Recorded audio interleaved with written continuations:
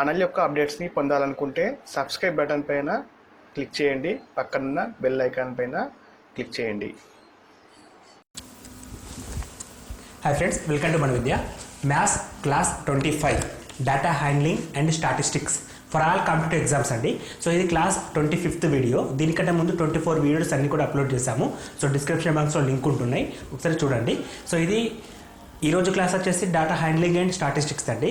For all competitive exams అంటే ఈ videos అనేవి అన్ని రకాల ఎగ్జామ్స్కి ఉపయోగపడతాయి. Not only DSC, not only constable అండి, స్టేట్ లెవెల్ కావచ్చు, సెంట్రల్ లెవెల్ కావచ్చు, ఎటువంటి ఎగ్జామ్స్కైనా ఈ వీడియోస్ ఉపయోగపడడం జరుగుతుంది. ఎందుకంటే స్టాటిస్టిక్స్ అనే టాపిక్ కానీ డేటా హ్యాండ్లింగ్ అనే టాపిక్ కానీ ఎక్కడైతే మనకు సిలబస్లో మెన్షన్ చేస్తాడో అటువంటి ఎగ్జామ్స్, అటువంటి అన్ని రకాల ఎగ్జామ్స్కి బేసిక్ లెవెల్ నుంచి హై లెవెల్ వరకు అన్ని కూడా ఇక్కడ మనం రిసీవ్ చేసుకుంటాం కాబట్టి అందరికీ ఉపయోగపడతాయి. ఇంకొక ఇంపార్టెంట్ విషయం ఏంటంటే www.manavidya.in అనే వెబ్సైట్లో అన్ని రకాల పీడిఎఫ్స్ని అప్లోడ్ చేయడం జరిగింది, తెలుగు అండ్ ఇంగ్లీష్ మీడియంలో. బిడ్ బ్యాంక్స్ ఉంటాయి, at the same time topic వైజ్గా పీడిఎఫ్స్ కూడా అప్లోడ్ చేస్తున్నాము. సో ఫ్రీగా డౌన్లోడ్ చేసుకోవడానికి www.manavidya.in సైట్ని విజిట్ చేయండి. అండ్ ఇది 25th video. Especially DSC syllabus తీసుకున్నట్లయితే మనం ఈ 25 వీడియోస్ కూడా based on DSC syllabus, but using for all kind of exams. So ఇప్పుడు బేస్డ్ ఆన్ డిఎస్సి సిలబస్ ప్రకారం తీసుకుంటున్నాము. ఈ 25 వీడియోస్ ద్వారా డిఎస్సిలో మెన్షన్ చేసిన సిలబస్లో ఎడ్జెట్ వాళ్ళకి ఇచ్చిన సిలబస్ ప్రకారం అన్ని టాపిక్స్ కూడా కవర్ చేయడం జరిగింది. సో దీని తర్వాత మోడల్ పేపర్స్ అప్లోడ్ చేయడం జరుగుతుంది. కాబట్టి ఇంకా ఇంతవరకు ఎవరైనా సబ్స్క్రైబ్ చేసుకోకపోతే ప్లీజ్ డూ సబ్స్క్రైబ్. ఈ వీడియోస్ మీ ఫ్రెండ్స్కి maximum possible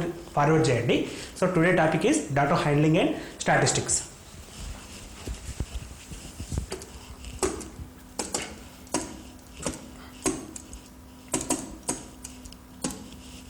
so what is data? Data handling అంటే డేటాని హ్యాండిల్ చేయడానికి ఉపయోగించే టెక్నిక్స్. సో ఫస్ట్ డేటా అంటే తెలియాలి. మనం సేకరించే దత్తాంశాన్ని డేటా అని చెప్పి అంటాం కదా. సో ఈ డేటా అనేది ఏ విధంగా సెట్ చేస్తాం, ఏ విధంగా దాన్ని అనువర్తింపజేస్తామని, హ్యాండిల్ చేస్తామనేది ఇక్కడ మనం డిస్కస్ చేయబోతున్నాం. సో డేటా అనేది కామన్గా ఒక చిన్న స్కూల్ గురించి మాట్లాడదాం. అంటే ఒక క్లాస్ రూమ్లో ఒక 100 మంది వ్యక్తులు ఉన్నారనుకుందాం, విద్యార్థులు. సో 100 మంది విద్యార్థులకి ఒక ఎగ్జామ్ పెట్టేసి వాటి మార్క్స్ని మనం కలెక్ట్ చేసినప్పుడు 100 రకాల మార్క్స్ రావడం జరుగుతుంది. సో ఇప్పుడు మనం ఎగ్జాంపుల్ రోల్ నెంబర్ 1కి ఒక 50 మార్కులు వచ్చాయి 100 గాను, రోల్ నెంబర్ 2కి 72 మార్క్స్ వచ్చాయి. అట్లా మనం అప్ టు 100 వరకు రాసుకోవచ్చు. ఎంతో కొంత మార్క్ తోటి డిఫైన్ చేయొచ్చు. సో ఈ 100 మంది మార్కులను గమనించినప్పుడు వీటిలో ఎవరికి ఎక్కువ వచ్చాయి, ఎవరికి తక్కువ వచ్చాయి అని చెప్పేసి ఒక నెంబర్ ఐడెంటిఫై చేయడం పర్లేదండి, ఈజీగానే చేయొచ్చు. కానీ ఈ 100 మంది మార్కులను ఎట్ ఎ టైం చూసేసి క్లాస్ స్టామినా అంటే క్లాస్ స్ట్రెంగ్త్ అంటే క్లాస్ బాగా చదువుతుందా లేదా అని చెప్పి డిసైడ్ చేయడం కష్టమవుతుంది. ఎందుకంటే ఇక్కడ డాటా అనేది ఒకే చోట ఉంది, దాన్ని ఎటువంటిగా క్లాసిఫికేషన్ చేయలేదు. క్లాసిఫికేషన్ చేసిన తర్వాత డేటాని అర్థం చేసుకొని సో ఒక డిసిషన్ రావడానికి ఈజీగా ఉంటుంది. సో ఇక్కడ డేటా హ్యాండ్లింగ్ కావచ్చు, స్టాటిస్టిక్స్ కావచ్చు, ఒక డిసిషన్ మేకింగ్ సిస్టంలో ఉపయోగపడతాయి. కాబట్టి మనం ఒక నిర్ణయం తీసుకోవాలంటే డేటాని చూడగానే అర్థం కావాలి.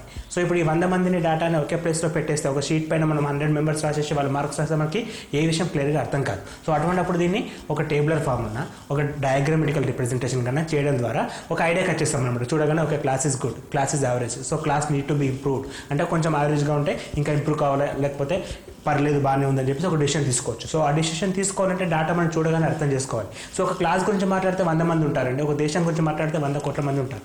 సో ఈ 100 crores అంటే ఇప్పుడు మనం కామన్గా జనాభా లెక్కలు జనగణన జరుగుతూ ఉంటుంది. సో జనగణన అనేది ఓన్లీ జనాభా కౌంట్ మాత్రమే కాకుండా వాళ్ళ ఆర్థిక పరిస్థితి పైన కూడా డిపెండ్ అయ్యి జరగడం జరుగుతుంది. సో ఎంతమంది బిలో ప్రావర్టీ లైన్కి కింద ఉన్నారు, ఎంతమంది బిలో ప్రావర్టీ పైన ఉన్నారు, సో యావరేజ్గా దేశం ఇన్కమ్ ఎంత, ఇవన్నీ కూడా స్టాటిస్టిక్స్ ప్రాబ్లమ్స్ అండి. ఇక్కడ మనకు అంత పెద్ద ప్రాబ్లమ్స్ ఏమి ఉండవు, జస్ట్ ఇంట్రడక్షన్ మాత్రమే ఉంటుంది. ఎందుకంటే యాక్చువల్గా 10th ఇంటర్ వరకు కూడా మనకి ఇంట్రడక్షన్ ఉంటుంది. మనకి అడిగే కాంపిటేటివ్ ఎగ్జామ్లో కూడా చిన్న బేసిక్స్ మాత్రం అడగడం జరుగుతుంది. సో ఆ కాన్సెప్ట్ నుంచి మన ఎగ్జామ్ విషయానికి వచ్చినప్పుడు ఏ విధంగా క్వశ్చన్స్ అడుగుతాడు, వాటిని ఏ విధంగా సాల్వ్ చేయాలో ఈ టాపిక్లో మనం నేర్చుకుందాం. సో ఫస్ట్ డేటాను హ్యాండిల్ చేయడానికి డిఫరెంట్ టెక్నిక్స్ ఉంటాయండి. సో ఫస్ట్ డేటా మనం సేకరించిన దత్తాంశాన్ని మొత్తాన్ని తీసుకొచ్చి ఒకే ప్లేస్లో పెడితే అర్థం కాదు కాబట్టి దాన్ని డిఫరెంట్ వేలో రిప్రజెంట్ చేయొచ్చు. సో ఫస్ట్ రిప్రజెంటేషన్ ఏంటంటే పిక్టోరియల్ అండి. పిక్టోరియల్ అంటే పిక్చరైజేషన్ రూపం, అంటే ఏదైనా పటాల ద్వారా ఏదైనా బొమ్మల ద్వారా డేటాని రిప్రజెంట్ చేయడం ఒక విధానం. ఇంకొకటి వచ్చేసి bar graph. So bar graphs అని ఉంటాయండి. సో బార్ గ్రాఫ్ల ద్వారా అంటే గ్రాఫికల్ రిప్రజెంటేషన్ అని చెప్పేసి అనొచ్చు. అండ్ థర్డ్ వన్ వచ్చేసి పై చార్ట్స్ అండి. పై గ్రాఫ్స్ అంటారు, పై చార్ట్స్ అంటారు. సో డేటాని pie graphs or pie chart రూపంలో కూడా ఎక్స్ప్లెయిన్ చేయడం ద్వారా ఈజీగా అర్థమవుతుంది. సో మనకి pictorial representation, bar graph representation and pie graph representation, different representations ఉంటాయి. సో ఒక్కో దాని గురించి క్లియర్గా చదువుదాం. సో మనం ఫస్ట్ పిక్టోరియల్ చూసుకున్నట్లయితే ఎగ్జాంపుల్ ఇక్కడ చూపిస్తున్నాం చూడండి, ఈ విధంగా ఉంటుంది. సో అంటే మనకి ఇచ్చిన డేటా అనేది ఏదైనా పిక్చర్స్ రూపంలో ఎక్స్ప్లెయిన్ చేయడం జరుగుతుంది. సో ఇక్కడ పిక్చర్స్ మనం గమనించినట్లయితే సమ్ స్మాల్ టౌన్ గురించి డిస్కస్ చేస్తున్నాడు, ఇల్లిటరల్ చిల్డ్రన్స్ అంటే ఎంతమంది చదువుకోలేదో వాళ్ళ గురించి డిస్కస్ చేస్తున్నాడు అండి. సో ఇక్కడ మనకి అడిగే క్వశ్చన్స్ ఏ విధంగా ఉంటాయి అంటే పర్టికులర్గా ఒక విలేజ్లో ఎంతమంది చదవలేదు, పర్టికులర్గా ఒక విలేజ్లో ఎంతమంది చదివారు, ఎక్కువ మంది చదివిన విలేజ్ ఏంటి, తక్కువ మంది చదివిన విలేజ్ ఏంటి. సో ఇక్కడ గమనించండి ఒకసారి, తక్కువ మంది చదివిన విలేజ్ అంటే చూడగానే చెప్పొచ్చండి లాస్ట్ వన్.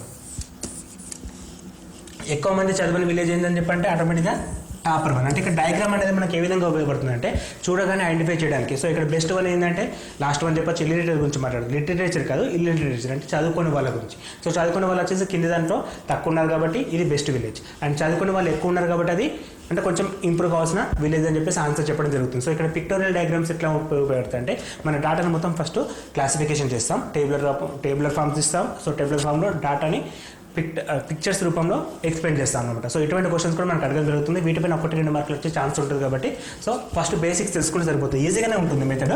మనకి స్టార్ట్స్లో కొంచెం టఫ్ కానీ ఇక్కడ ఈజీగానే ఉంటుంది. దాని తర్వాత మనకి సెకండ్ వన్ ఏంటంటే bar graph. So bar graph గురించి డిస్కస్ చేసినప్పుడు మన డేటా మొత్తాన్ని ఒక పౌనపున్య రూపంలో అంటే గ్రాఫ్ల రూపంలో ఎక్స్ప్లెయిన్ చేస్తామండి. ఇక్కడ పౌనపున్యాలని చెప్పంటాం వీటి మనం. సో ఇది ఒక పౌనపున్యం. ఇక్కడ ఇచ్చిన డేటా ఏంటంటే మనకి birthdays of students by month అంటే ఏ మంత్లో ఎవరెవరి బర్త్డేలు ఉన్నాయి. సో ఫస్ట్ జనవరి తీసుకున్నట్టు మనకు ఒక 3 బర్త్డేలు ఉన్నాయండి, ఫిబ్రవరిలో 4 ఉన్నారు. సో అదేవిధంగా జూన్లో హైయెస్ట్ వన్ 10 మెంబర్స్ ఉన్నారండి, 10 మెంబర్స్ ఉన్నారు. సో ఇక్కడ మనకి డేటా ఇచ్చేస్తే దీనిపైన క్వశ్చన్స్ అడుగుతాడు. ఏ విధంగా అంటే ఎక్కువ బర్త్డేలు ఉన్న మంత్ ఏంటి, తక్కువ బర్త్డేలు ఉన్న మంత్ ఏంటి, ఎక్కువ బర్త్డేలు ఉన్న మంత్కి తక్కువ బర్త్డేలు ఉన్న మంత్కి మధ్య విద్యార్థుల మధ్య తేడా ఎంత, మరియు ఎక్కువ బర్త్డే ఉన్న మంత్ అనేది మొత్తం విద్యార్థుల సంఖ్యలో ఎంత శాతం అంటే శాతాలు కూడా క్వశ్చన్స్ అడగడం జరుగుతుంది. సో ఇక్కడ ఒక క్వశ్చన్ ఇచ్చేసి దీన్ని రకరకాలుగా క్వశ్చన్స్ అడుగుతాడు. సో ఇట్లా ఇచ్చినప్పుడు దీన్ని మనం గ్రాఫికల్ అంటే బార్ గ్రాఫ్ అని చెప్పి అర్థం చేసుకోవాలి. ఇక్కడ మనకు పౌనపున్యం అనేది ఇంపార్టెంట్. సో ఇక్కడ మన పౌనపున్యం అనేది జూన్లో 10 మంది విద్యార్థుల బర్త్డేలు ఉన్నాయి. సో అదేవిధంగా ఆగస్టు తీసుకున్నట్లయితే కేవలం 1 విద్యార్థి మాత్రమే బర్త్డే ఉంది అనేది అర్థం చేసుకుంటే ఆటోమేటిక్గా వాళ్ళు ఏ క్వశ్చన్ అడిగితే ఆ క్వశ్చన్కి ఆన్సర్ చేయొచ్చండి. సో మనం ఇది చేసేటప్పుడు మనకు పర్సంటేజెస్ ఉపయోగపడతాయి, ఎస్ వెల్ as రేషియోస్ కూడా అడుగుతారండి. నిష్పత్తి అనుపాతము పర్సంటేజ్ క్వశ్చన్స్ కూడా వీటిలో ఇంక్లూడ్ చేసి క్వశ్చన్స్ అడగడం జరుగుతుంది. సో క్వశ్చన్స్ అనేవి కూడా మనం మోడల్ పేపర్స్ క్లియర్గా చూద్దామండి. సో ప్రతి మోడల్ పేపర్లో కూడా అన్ని టాపిక్స్ కవర్ అయ్యేటట్టు క్వశ్చన్స్ తయారు చేయడం జరుగుతుంది కాబట్టి మోడల్ పేపర్స్ కూడా వాచ్ చేయండి. దాని తర్వాత పై చార్ట్ అండి. సో ఫస్ట్ మనం 2 గ్రాఫ్స్ అంటే పిక్టోరియల్ గ్రాఫ్ కానీ బార్ చార్ట్ కానీ పెద్ద కన్ఫ్యూజింగ్గా ఉండదండి. కానీ ఇక్కడ ఖచ్చితంగా పై చార్ట్ అనేది కొంచెం టిపికల్ లెవెల్ అండి. ఎక్కువ ఎక్స్పెక్టేషన్ క్వశ్చన్స్ కూడా పై చార్ట్ నుంచి రావడానికి ఛాన్స్ ఉందండి. ఎందుకంటే ఇక్కడ పై చార్ట్ అనేది డైరెక్ట్గా ఉండదు. ఎందుకంటే మనం తీసుకునేది అన్నీ కూడా 100కి ఈక్వల్ చేస్తాం. బట్ ఇక్కడ వచ్చేసి మనకి సర్కిల్ తీసుకుంటామండి పైలో. సో సర్కిల్లో మనకి మొత్తం 360 డిగ్రీస్ ఉంటుంది. 360 డిగ్రీస్ ఉంటుంది. సో మనకి ఈచ్ వన్ పర్సెంటేజ్ కావాలి. ఇక్కడ మనకేమో పర్సెంటేజ్ ఇస్తాడు, మాక్సిమం ఎగ్జాంపుల్స్ మనకు పర్సెంటేజ్ ఇస్తాడు. సో ఈ పర్సెంటేజ్ని డిగ్రీ రూపంలో వ్యక్తపరచడం ఇంపార్టెంట్. సో ఇక్కడ మనకి 40% అంటే ఎన్ని డిగ్రీలకు సమానమో చేయగలగాలి. సో అట్లా చేస్తే ఈజీగా అవుతుంది ప్రాబ్లం. సో ఇక్కడ మనకి ఏంది దీని మీనింగ్ ఏంటంటే some favourite activities. So walking అనేది ఎంతమందికి ఇష్టం అంటే 40% of the people. So total numbers ఎంత తీసుకున్నాం, ఒక 800 మంది తీసుకున్నాం. ఒక ఏరియాలో ఒక లొకాలిటీలో 800 మంది ఉంటే అందులో 40% ఆఫ్ ది పీపుల్ అనేది వాళ్ళకి వాకింగ్ ఇష్టం. So 40%, what is the 40% of 800? So మనకి 320 అని చెప్పేసి చేయడం జరుగుతుంది. సో ఇది చేయాలంటే మనకి పర్సెంటేజ్లో రేషియోస్ స్పీడ్గా రావాలి. సో స్పీడ్గా రావాలంటే మనకి మనం ఇంతకుముందు చేసిన పర్సెంటేజ్ క్లాస్ కావచ్చు, రేషియో ప్రపోర్షన్ కావచ్చు, ఒకసారి మళ్ళీ బ్యాకప్ చేసుకోండి, వెరిఫికేషన్ చేసుకోండి. సో మనకి ఇచ్చిన నెంబర్ని ఈజీగా పర్సెంటేజ్ చేయడం ఎట్లా అనేది తెలియాలి ఫస్ట్. ఇక్కడ 24% కావాలి. సో ఇక్కడ 800 ఉన్నారు. సో 24 × 8 అంటే మనకి 3 4 2 16 19. సో 192 మెంబర్స్ అని చెప్పేసి మనం ఐడెంటిఫై చేయాల్సి వస్తుంది. సో ఈ విధంగా స్పీడప్ అనేది ఇంపార్టెంట్. ఇప్పుడు ఇదే క్వశ్చన్ ఇంకో రకంగా కూడా అడగచ్చండి. ఏ విధంగా అంటే వాకింగ్ చేస్తున్న వాళ్ళకి మరియు సైక్లింగ్ చేసే వాళ్ళకి మధ్య డిఫరెన్స్ ఎంత అని అడగచ్చు. సో అప్పుడు మనం వాకింగ్ వాళ్ళది ఫైండ్ అవుట్ చేసి సైక్లింగ్ వాళ్ళది ఫైండ్ అవుట్ చేసి మైనస్ చేయడం ఒక మెథడ్ అండి. ఇక్కడ లెంత్ అవుతుంది. ఇట్లా కాకుండా మనకి వాకింగ్ మైనస్ సైక్లింగ్ 40 - 24 = 16% ఎంత? So 80 × 6.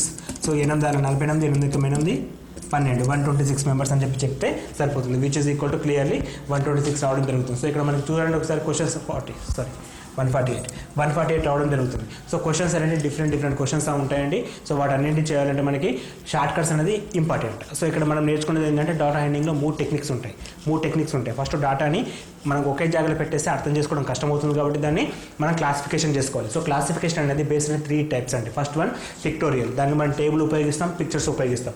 Second one bar diagrams. So గ్రాఫ్లో బార్స్ అంటే పౌనపున్యాలను తీసుకొని వాటి ద్వారా ఎక్స్ప్లెయిన్ చేస్తాం, అది బార్ గ్రాఫ్ అండి. థర్డ్ వన్ వచ్చేసి పై చార్ట్స్. సో పై చార్ట్స్లో ఎట్లా ఉంటుందంటే మనకి 360 డిగ్రీస్కి కంపేర్ చేస్తూ ఉండాలి ప్రతిదీ కూడా. సో మనకి ఇచ్చేదేమో 360 డిగ్రీస్ ఉంటుంది, ఇక్కడేమో పర్సంటేజెస్ ఉంటుంది. ఇట్లా క్వశ్చన్ ఇస్తే ఓకే, కాకపోతే దీన్ని డిగ్రీలో వ్యక్తపరచడం లేదా డిగ్రీలో ఇచ్చే నెంబర్ని ఫైండ్ అవుట్ చేయడం కొంచెం అర్థం చేసుకోవడానికి కష్టంగా ఉండే ప్రాక్టిక్స్ ఏంటంటే పై చార్ట్స్ అండి. సో వీటి తర్వాత మనకు సిలబస్లో మెన్షన్ చేసిన ప్రకారం డేటా హ్యాండ్లింగ్ అండ్ స్టాటిస్టిక్స్ అండి. సో స్టాటిస్టిక్స్ అంటే తెలియాలి ఫస్ట్ సాంఖ్యక శాస్త్రం. సో సాంఖ్యక శాస్త్రం అనేది ఏ విధంగా ఉపయోగపడుతుంది అంటే డేటా పైన ఒక అవగాహనకు రావడానికి ఉపయోగపడుతుంది. సో అంటే యావరేజ్ ఫైండ్ అవుట్ చేయడం కానీ, మీడియన్ ఫైండ్ అవుట్ చేయడం కానీ, మోడ్ ఫైండ్ అవుట్ చేయడం కానీ, పర్టికులర్గా కొన్ని టెక్నిక్స్ ఉంటాయి. ఆ టెక్నిక్స్ అనేవి మనకు ఉపయోగపడుతుంది. సో టెక్నిక్స్ అనేవి ఎట్లా చేస్తే వస్తాయో చూద్దాం ఒకసారి. సో ఇప్పుడు స్టాటిస్టిక్స్లో ఫస్ట్ మనకి మేజర్గా డేటా గురించి తెలియాలి. డేటా గురించి అర్థమైంది. సో డేటాని క్లాసిఫికేషన్ 2 టైప్స్లో చేయొచ్చండి.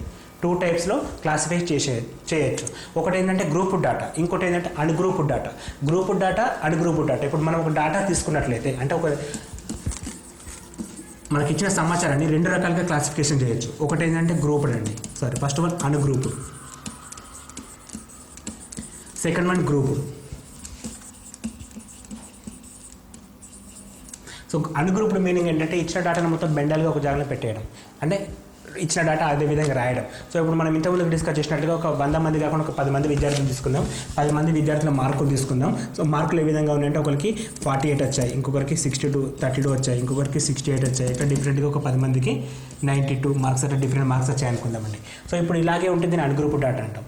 దాన్నే గ్రూప్డ్గా చేయాలంటే ఏ విధంగా చేస్తామంటే 0 to 10 మెంబర్స్ ఎంతమందికి వచ్చాయి, 0 to 10 మార్క్స్ ఎంతమందికి వచ్చాయి, 11 to 20 మార్క్స్ ఎంతమందికి వచ్చాయి, 1 to 10, 11 to 20, 21 to 30 మార్క్స్ ఎంతమందికి వచ్చాయి, సిమిలర్లీ 91 to 100 మార్క్స్ ఎంతమందికి వచ్చాయని చెప్పి క్లాసిఫికేషన్ చేస్తాం. సో ఇలా కౌంట్ చేసుకోవాల్సి వస్తుంది. సో 0 to ఎంతమంది, 10 ఎంతమంది ఉంటే వాళ్ళు, 10 to 11 to 20 ఎంతమంది ఉంటే వాళ్ళు, సో ఒక 2 3 ఎంతమంది ఉంటే వాళ్ళకట్లా డేటా ఇచ్చేస్తాం. సో ఆ డేటా ప్రకారంగా క్లాసిఫికేషన్ చేస్తాం. సో ఇది గ్రూప్ డేటా అంటాం. గ్రూప్ డేటా అనేది కంపారిటివ్లీ అర్థం చేసుకోవడానికి ఈజీగా ఉంటుంది. అన్గ్రూప్ డేటా ఎట్లా ఉంటుందంటే బల్క్ డేటా అండి. సో అక్కడ మనకి అర్థం కాదు. సో ఏది ఎంతమంది టాపర్ ఫైండ్ అవుట్ చేయాలన్నా కష్టమే, అట్ ద సేమ్ టైం మంచి క్లాస్ ఇంకా ఇంప్రూవ్ కావాలని చెప్పడం కూడా కష్టమవుతుంది. సో ఈ group data, ungroup data 2 types ఉంటాయి డేటా అనేది. సో మనకి టేబులర్ ఫామ్ ఇస్తే గ్రూప్ డేటా అంటాం, డైరెక్ట్గా ఇస్తే అన్గ్రూప్ డేటా అంటాం. సో అన్గ్రూప్ డేటాకి మీన్, మీడియన్, మోడ్ 3 ఉంటాయండి. అంకగణిత సగటు, బాహుళకం, మధ్యగతం 3 ఉంటాయి. అదేవిధంగా గ్రూప్ డేటా కూడా 3 రకాలుగా ఉంటాయండి. సగటు, బాహుళకం, మధ్యగతం 3 ఉంటాయండి. సో ఈ 3 ఫైండ్ అవుట్ చేయడం ఎట్లా అనేది చూద్దాం. సో ఫస్ట్ అన్గ్రూప్ డేటా తీసుకున్నట్లయితే మీన్, మీడియన్, మోడ్ ఎట్లా ఫైండ్ అవుట్ చేయాలి. సో ఫస్ట్ మనకి ఇక్కడ నేర్చుకోవాల్సింది ఏంటంటే మీన్ అండి. మీన్ అంటే మనం సగటు అంటాం. నెక్స్ట్ మీడియన్, మధ్యగతం, మోడ్, బాహుళకం. సో ఈ 3 అండి. దీన్ని మనం ఎక్స్ బార్తో చూపిస్తాం, దీన్ని ఎంతో చూపిస్తాం, దీన్ని జెడ్తో చూపిస్తామండి. Mean, median, mode, mean, median, mode. So ఇక్కడ మనకి అన్గ్రూప్ డేటా తీసుకున్నట్లయితే బల్క్ డేటా ఒక జాగాలో ఉంటుంది కాబట్టి మనకి బల్క్ డేటా ఇచ్చింది.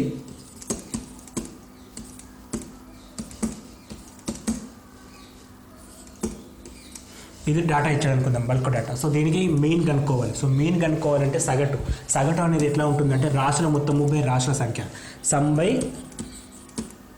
Total number. సో సమ్ అంటే ఎట్లా చేస్తాం, 2 + 3 + 7 + అట్లా చేస్తామండి. 2 + 3 + 1 + 5 + 0 + 4. సో బై నంబర్ 1 2 3 4 5 6 7 అండి. మొత్తం 7 నంబర్లు ఉన్నాయి. సో 2 + 3 5, 5 + 7 12, 12 + 1 13, 13 + 5 18, 18 + 4 22/7 అనేది మనకు యావరేజ్ రావడం జరుగుతుంది. సో యావరేజ్ అనేది ఈ విధంగా ఫైండ్ అవుట్ చేస్తాం. అంటే some of numbers by number of observations, some of observations by number of observations. So రాసుల మొత్తము బై రాసుల సంఖ్య అనే ఫార్ములా కూడా వాడచ్చు మనం.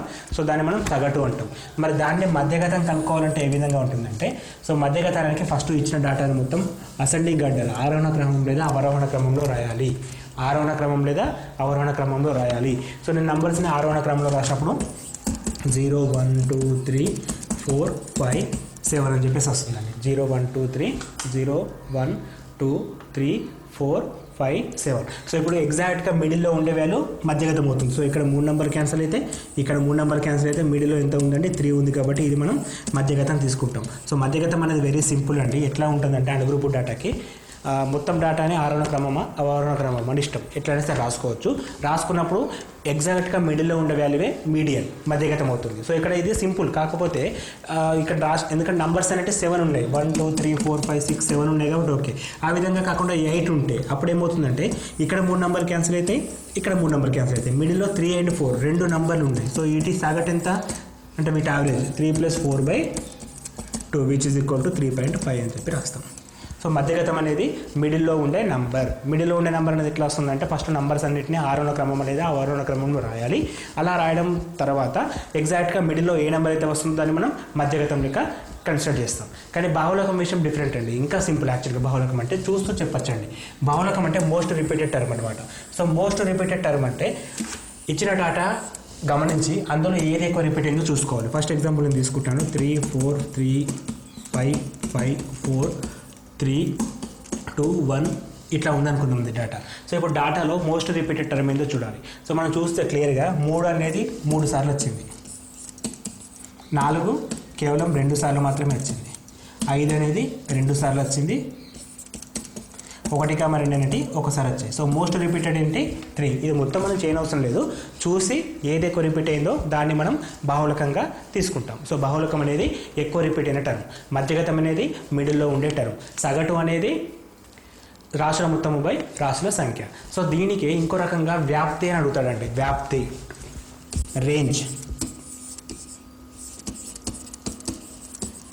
Range equal to maximum minus minimum అండి, అంటే పెద్ద వాల్యూ మైనస్ చిన్న వాల్యూ.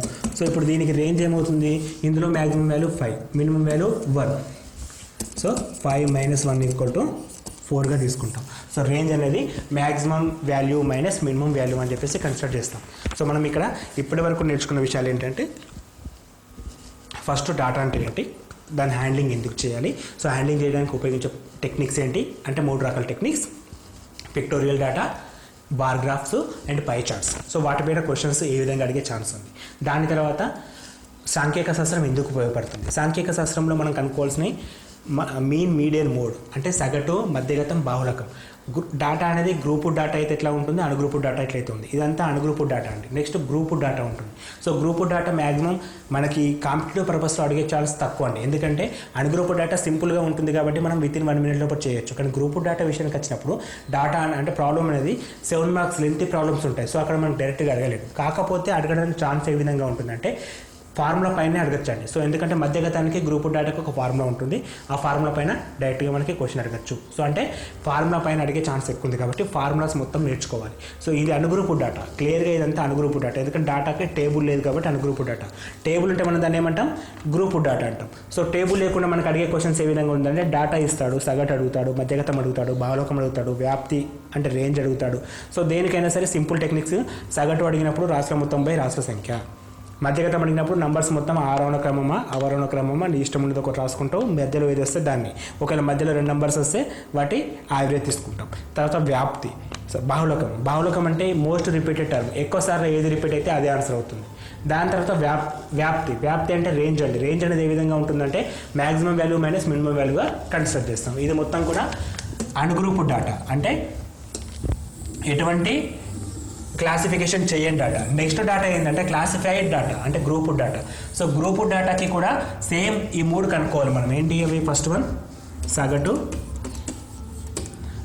మీన్ అంటాం, మీడియన్, మధ్యగతం,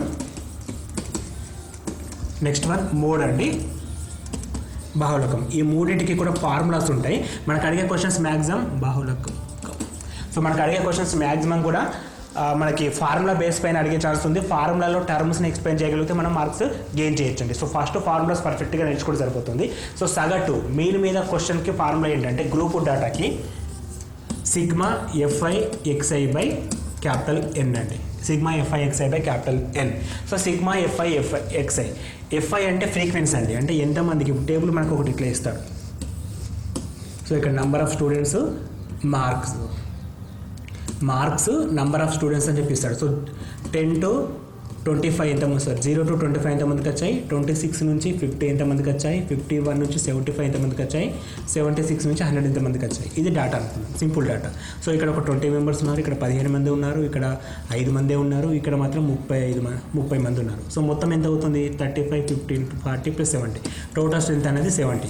ఈ టోటల్ స్ట్రెంత్ అనేది క్యాపిటల్ ఎన్కి సమానం, క్యాపిటల్ ఎన్కి సమానం. సో అదేవిధంగా ఎఫ్ఐ అంటే ఫ్రీక్వెన్సీ అండి. సో ఈ ఫ్రీక్వెన్సీ మొత్తాన్ని యాడ్ చేస్తాం. ఫ్రీక్వెన్సీ ఎంత వస్తుంది మనకి 15, 25, ఇది కూడా మనకి 70 రావడం జరుగుతుంది. సో ఇంత ఇండివిజువల్గా తీసుకోవాలి. F I into X I. మరి ఎక్స్ఐ అంటే వీటి యావరేజ్ తీసుకుంటాం. అంటే 12.5, 37.5, 72.5, 82.5 అండ్ 87.5. వీటి యావరేజ్ తీసుకుంటాం. 0 + 25/2, 26 + 50/2 అట్లా మనం యావరేజ్ తీసుకుంటాం. సో యావరేజ్ తీసుకున్నప్పుడు ఒక్కొక్క దాన్ని ఇంటూ చేయాల్సి వస్తుంది. సో 25 ఇంటూ 12.5 ఇంటూ 20 చేస్తే ఫస్ట్ వన్. సమ్మేషన్ మీనింగ్ ఏంటంటే ప్లస్ అనమాట. అంటే F1 X1 plus F2 X2 plus F3 X3 అని చెప్పేసి ఇట్లా ఉంటాయన్నమాట టర్మ్స్. ఇక్కడ క్యాపిటల్ ఏంటంటే నెంబర్ ఆఫ్ టోటల్ ఫ్రీక్వెన్సీ, అంటే క్లాస్ మొత్తం స్ట్రెంత్ అంట 70 మంది కాబట్టి 70 అని రాస్తాం. సో ఎఫ్ఐ ఎక్స్ఐ అట్లా ఎన్ని ఉంటే అన్ని కాలమ్స్కి ఇంటూ చేస్తాం. ఇంటూ చేసేసి ఆన్సర్ ఫైండ్ అవుట్ చేస్తాం. సో అంత పెద్ద ఆన్సర్ మనం డైరెక్ట్గా అడిగాడు కాబట్టి మనకు కావాల్సిన ఫార్ములా ఏంది, summation X I F I xi by capital N. X bar అంటే మీరండి, summation F I xi by capital N అనే ఫార్ములా. ఇది ఎందుకు ఉపయోగపడుతుంది, సగటు కనుక్కోవడానికి, గ్రూప్ డేటాకు ఉపయోగపడుతుంది. మనకు ఫార్ములాస్ జతపరచమని చెప్పి ఇవ్వచ్చు, డైరెక్ట్గా కూడా ఇవ్వచ్చు. కాబట్టి ఫార్ములాస్ బాగా చదవండి. నెక్స్ట్ మెథడ్ మీడియన్ అంటే మధ్యగతం. సో మధ్యగతానికి ఫార్ములా పెద్దగా ఉంటుంది, డైరెక్ట్ దీని ఫార్ములా మీదే ఉంటుంది. సో మధ్యగతం మీడియన్. సో మీడియన్ ఎట్లా ఉంటుందంటే క్యాపిటల్ M తోటి చూపిస్తాం. Capital M = L + n/2 - f/ small f × c. ఇక్కడ ప్రతి పదానికి మీనింగ్ ఇంపార్టెంట్ అండి, ప్రతి పదానికి మీనింగ్ ఇంపార్టెంట్. సో ఫస్ట్ మనం ఏం చేస్తామంటే ఒక డాటా ఇస్తాడు కదా, డాటాని ఫస్ట్ క్లాసిఫై చేస్తాం. సో ఎట్లా అంటే 40 to 44, 45 to 49, 50 to 54 and so అని చెప్పి రాస్తాం. ఎంతమంది 4, 7, 14 మంది, 11, 8, 16. సో నెక్స్ట్ క్యుములేటివ్ ఫ్రీక్వెన్సీ, సంచిత పౌనఃపున్యం, ఇది కూడా ఇంపార్టెంట్. సంచిత పౌనఃపున్యం అంటే ఇక్కడ ఫస్ట్ 4 ఉన్నారు కాబట్టి 4, 4 + 7 11, 11 + 14 25, 25 + 11 36, 36 + 8 44, 44 + 6 50. ఇక్కడ ఎంత నెంబర్ వచ్చిందో లాస్ట్కి అదే వస్తుందండి, అది కీ పాయింట్. సో దాని తర్వాత మనం ఏం చేస్తామంటే బౌండరీ ఆఫ్ ది క్లాస్, అంటే మనకి 44 అంటే లోయర్ బౌండ్ ఎంత 39.5. ఈ కాలం అంత ఇంపార్టెంట్ కాదు, అంటే దీనికంటే ఒకటి తక్కువ, దీనికంటే ఒకటి ఎక్కువ తీసుకుంటాం 0.5, ఎందుకంటే వీటికి యావరేజ్ తీసుకుంటాం. 44, 45 యావరేజ్ 44.5, 49, 50 యావరేజ్ 49.5 అట్లా మనం తీసుకోవడం జరుగుతుంది. అది యావరేజ్ అండి. So boundaries of the class కూడా ఇంపార్టెంట్, ఇక్కడ మనకు అడుగుతారు కాబట్టి. సో మనం ఒకసారి ఫార్ములా చూద్దాం. Median equal to L + n/2 - f/ f × c. So first తెలవాలి L అంటే మనం ఏ క్లాస్ అయితే మీడియం క్లాస్ అనుకుంటున్నామో దాని యొక్క లోయర్ బౌండ్. సో ఇది మనం మీడియం క్లాస్ అని చెప్పి అనుకున్నాం. సో మీడియం క్లాస్ ఇదైతే దాని యొక్క లోయర్ బౌండ్ ఎంత 49.5. ఇక్కడ మనం క్లియర్గా కలర్స్ కూడా ఇచ్చాం, గ్రీన్ కలర్ మ్యాచ్ అవుతుంది చూడండి ఒకసారి. లోయర్ బౌండ్ అంటే 49.5. సో ఇదే మీడియం క్లాస్ అని మనకి ఎట్లా తెలపాలి, సో అది ఇంపార్టెంట్ అండి. మీడియం క్లాస్ అదే అని చెప్పి తెలవడానికి మనం ఏం వాడతామంటే n/2 వాడతాం. సో n ఎంత ఇక్కడ 50/2 25 వస్తుంది. సో ఈ 25 అనేది ఈ కాలమ్స్లో ఇక్కడ వచ్చింది. సో మనకి ఇక్కడ 25 ఇక్కడ రావడం జరిగింది. సో ఇక్కడ వస్తుంది కాబట్టి దాన్ని మనం మీడియం క్లాస్ అని చెప్పి ఐడెంటిఫై చేస్తాం. సో మీడియం క్లాస్ మనం ఐడెంటిఫై చేసిన తర్వాత మనకి ప్రాబ్లం స్టార్ట్ అవుతుంది. సో ఫస్ట్ ఇచ్చిన డేటాతోటి మనం ఏం చేయాలంటే ఇచ్చిన 2 కాలమ్స్ రాస్తాం, తర్వాత CF క్యుములేటివ్ ఫ్రీక్వెన్సీ రాస్తాం. 3 ఉంటాయి, 4 మనకు అవసరం లేదు. సో 3 మనకు చేసుకోవాల్సిన ఏంటంటే first medium class find out చేయాలి. మీడియం క్లాస్ ఎట్లా ఫైండ్ అవుతుంది, n/2 చేస్తే 25 వచ్చింది, అది medium class. Once medium class వచ్చిన తర్వాత దానిలో ఉండే ఫ్రీక్వెన్సీ, దానికి లోయర్ బౌండ్ ఉంటుంది కదా, అది L అవుతుంది. దానిలో ఉండే ఫ్రీక్వెన్సీ క్యాపిటల్ F అవుతుంది, ఇక్కడ క్యాపిటల్. సో దానిలో ఉండే ఫ్రీక్వెన్సీ స్మాల్ f అండి, దానికి ఉండే medium class frequency small f. ఇది ప్రీవియస్ క్యుములేటివ్ ఫ్రీక్వెన్సీ, అంటే దానికంటే ముందుండే క్యుములేటివ్ ఫ్రీక్వెన్సీ అంటే ఇది అవుతుంది. So previous cumulative frequency. At the same time C అంటే class interval. Difference between the 2 classes 4. Difference between the 2 classes is 4. అంటే మనకి ఫస్ట్ వన్ L దిగువ హద్దు of medium class. Medium class ఏముందో దాన్ని దిగువ బౌండరీ. n అంటే టోటల్ నెంబర్ ఆఫ్ ఫ్రీక్వెన్సీ, మొత్తం నెంబర్ ఫ్రీక్వెన్సీ ఇక్కడ వస్తుంది. అండ్ క్యాపిటల్ F అంటే దానికంటే ముందుండే, అంటే మీడియం క్లాస్ కంటే ముందుండే సంచిత పౌనఃపున్యం. C అంటే క్లాస్ సైజ్ అంటాం, క్లాస్ ఇంటర్వెల్ అంటాం. సో సో డిఫరెన్స్ ఎంత 4. సో 5 ఉంది కాబట్టి డిఫరెన్స్ అనేది 5గా తీసుకుంటాం. ఎఫ్ఎం అంటే frequency of the medium class. So present మనం తీసుకున్న మీడియం క్లాస్లో ఎంత ఉందో దాన్ని మనం frequency of the medium class అంటాం. ఇక్కడ మనకి ఫార్ములా మాత్రం ఇంపార్టెంట్, డైరెక్ట్ క్వశ్చన్ అడిగే ఛాన్స్ తక్కువ అండి. సో ఎట్లా ఉంటుందంటే ఫార్ములా అడుగుతాడు, ఫార్ములాలో పదాలని ఎక్స్ప్లెయిన్ చేయడం ఇంపార్టెంట్. సో ఫస్ట్ ఫార్ములా తెలియాలి, ఫార్ములా డైరెక్ట్ అడగచ్చు, లేదు ఫార్ములాలో ఉండే పదాలకి మీనింగ్ కూడా అడిగే ఛాన్స్ ఉంది. సో ఎక్కడే పొజిషన్ ఉందో అది ఇంపార్టెంట్. ఎల్ అంటే ఇక్కడ ఉంది కాబట్టి lower bound, n/2 minus F అంటే previous cumulative frequency by present frequency into C అనేది ఇంపార్టెంట్. దీని తర్వాత లాస్ట్ వన్ మోడ్ అండి. So mode of the data అంటే బాహుళకం. సో బాహుళకం కనుక్కోవడానికి మనం బాహుళకాన్ని జెడ్తో చూపిస్తామండి, జెడ్తో చూపిస్తాం. కొన్ని ఫార్ములాస్ ఏ విధంగా ఉంటాయంటే L plus Δ1/Δ1 plus Δ2 into C అని చెప్పి ఇక్కడ రాస్తారు. ఇక్కడ Δ1 అంటే ఎఫ్ మైనస్ ఎఫ్1 అండి, ఎఫ్ మైనస్ ఎఫ్1. Δ2 అంటే ఎఫ్ మైనస్ ఎఫ్2 అని చెప్పి రాస్తారు. సో ఇది కరెక్ట్ ఫార్ములానే. ఇక్కడ మనం చూపిస్తున్న ఫార్ములా కూడా కరెక్ట్ అండి. ఇక్కడ నేను చూపిస్తున్న ఫార్ములా ఏంటంటే mode equal to L plus H into H is nothing but C అండి, సి ఇంటూ ఎఫ్ మైనస్ ఎఫ్1 అంటే Δ1, ఎఫ్ మైనస్ ఎఫ్1 మైనస్ ఎఫ్ మైనస్ ఎఫ్2 అంటే 2f మైనస్ ఎఫ్1 మైనస్ ఎఫ్2 అని చెప్పి మొత్తం చేసి రాయడం. సో 2 రకాలుగా అడిగే ఛాన్స్ ఉంది మోడ్ అనే ఫార్ములాకి. సో 2 రకాలుగా గుర్తుంచుకోండి. Δ1 అంటే ఎఫ్ మైనస్ ఎఫ్1, Δ2 అంటే ఎఫ్ మైనస్ ఎఫ్2. అండ్ ఇక్కడ మనకి ఎఫ్ అంటే తెలియాలి, ఫస్ట్ ఎల్ అంటే తెలియాలి కదా. ఎల్ అంటే ఏం లేదండి, సింపుల్. మనం ఇక్కడ టాప్ వచ్చే క్లాస్ అండి. మనం ఏం తీసుకుంటున్నాం ఇక్కడ డయాగ్రామ్ చూసినప్పుడు మనకి ఏదైతే పెద్దగా ఉందో దాన్ని మనం మోడ్ క్లాస్గా తీసుకోవాలి. ఇది మోడ్ క్లాస్. సో మోడ్ క్లాస్లో ఇది ఎఫ్ అవుతుంది, ఇది ఫ్రీక్వెన్సీ, ఇది ఎఫ్1, ఇది ఎఫ్2. సింపుల్ అండి. సో మనం మోడ్ క్లాస్ ఐడెంటిఫై చేయాలి. మోడ్ క్లాస్ ఎట్లా వస్తుందంటే ఉన్న డేటాలో పెద్ద విలువ ఇక్కడ 11 అనేది మోడ్ క్లాస్. సో దానికి ఉండే ఫ్రీక్వెన్సీ ఎంత, అది ఎఫ్. దాని పైన ఉండేది ఎఫ్1, దాని కింద ఉండేది ఎఫ్2. ఈ 3 వచ్చేసిన తర్వాత ఇప్పుడు మనకి ఎఫ్ తెలిసింది, ఎఫ్1 తెలిసింది, ఎఫ్1, ఎఫ్2 అన్నీ అయిపోయినాయి. హెచ్ అంటే ఈ డిఫరెన్స్ అండి. ఈ డిఫరెన్స్ ఎంత ఉంది, 3 ఉంది. సో ఇది రెగ్యులర్గా ఉంటుంది 3, ప్రతిసారి కూడా అదే 3 ఉంటుంది కాబట్టి దాన్ని మనం సి అని చెప్పి రాస్తాం, లేదా హెచ్ అని చెప్పి కూడా రాస్తాం. ఇక తర్వాత ఎల్ అండి, లోయర్ బౌండ్. ఈ లోయర్ బౌండ్ అంటే ఇక్కడ ఉంది. సో ఇది 8 కాదు, 7, 8 యావరేజ్. 7, 8 యావరేజ్ ఎంత, 7.5. ఇక్కడ కూడా 8 ఉంటే 8 యావరేజ్ 8 అవుతుంది. సో ఇక్కడ దానికంటే పైన ఉండేదాన్ని యావరేజ్ ప్లస్ ఇది కలిపి యావరేజ్ తీసుకుంటాం. 2 సేమ్ ఉంటే సేమ్గా తీసుకుంటాం. సో ఇక్కడ మనకి మీన్, మీడియన్, మోడ్లకు ఎక్స్ప్లెనేషన్ అనేది ఈ విధంగా ఉంటుంది. సో కంప్లీట్ సిలబస్ అండి ఇది. ఇప్పుడు మనం చెప్పిన వరకు డిఎస్సి గురించి చెప్పిన వీడియోస్ అన్ని కూడా కంప్లీట్గా చెప్పడం జరిగింది.